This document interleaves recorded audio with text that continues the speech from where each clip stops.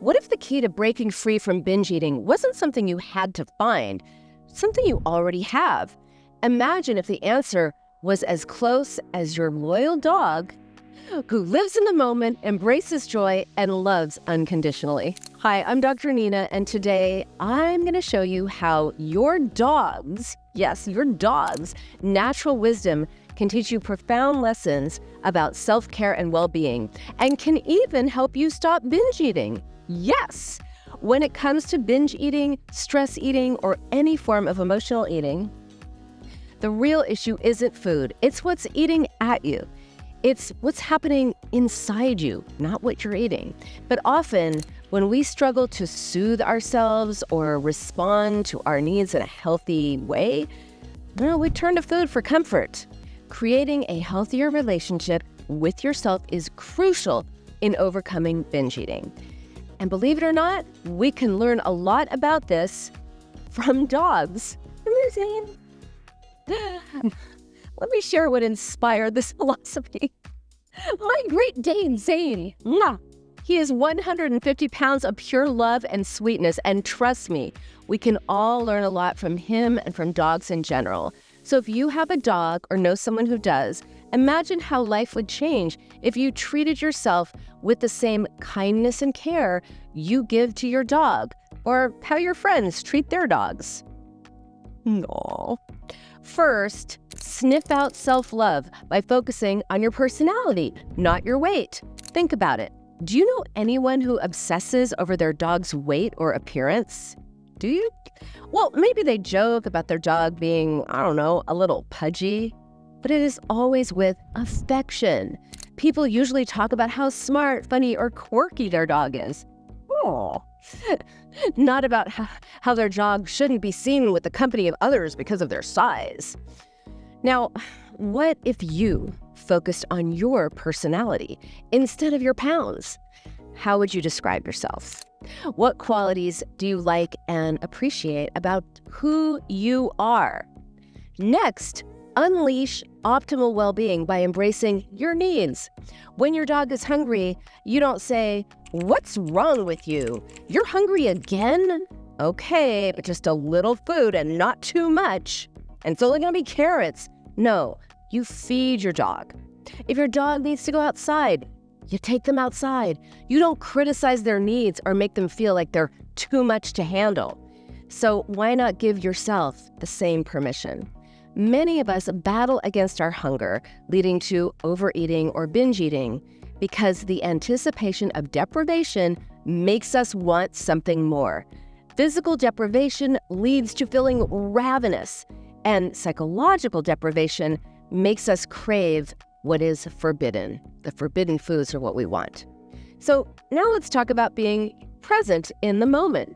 Dogs are fully present and attuned to themselves.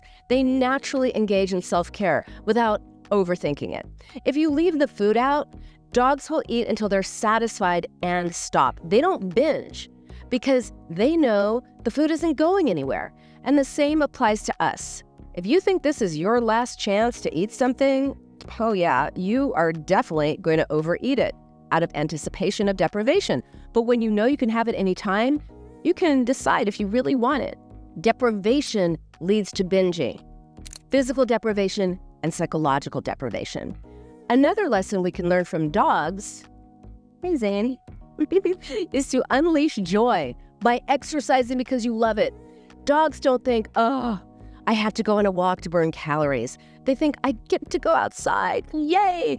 They find joy in movement. So find something you love to do, whether it's walking, dancing, yoga, walking the dog, or anything else. When you love it, it won't feel like exercise, it'll feel like fun. And if your dog ever refuses a walk, they don't beat themselves up. They don't say, "Oh my God, I'm so lazy, what's wrong with me?" They just don't go on the walk that day. You don't have to make it a character issue if you're not in the mood for exercise. How about that? Dogs also teach us the importance of getting enough sleep. Boy, do they ever. It is practically their superpower. When they're tired, they rest. How often have you been tired, and instead of resting, you reach for something sugary to pep you up? But food isn't the answer. Sleep is. So next time you're tired, Take a nap, even for 10 minutes. It makes a world of difference. Don't eat sugar to pep yourself up or give yourself energy. Expressing yourself is another lesson we can take from our canine companions.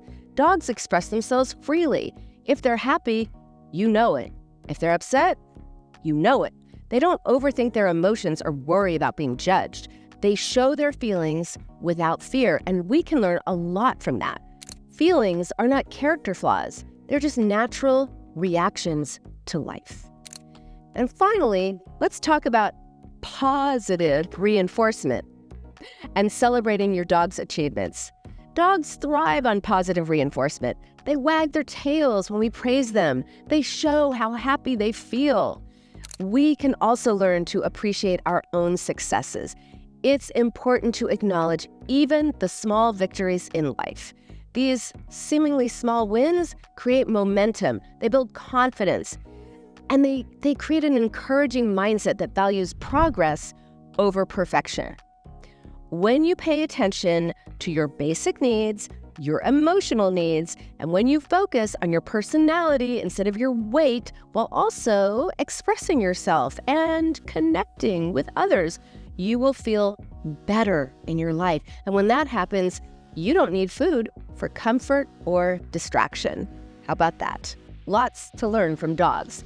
Remember, if you are turning to food, you are turning away from something else. Be curious about what's eating at you, not just what you're eating. Ask yourself, if I were not thinking about food or my body, my weight, what would be on my mind?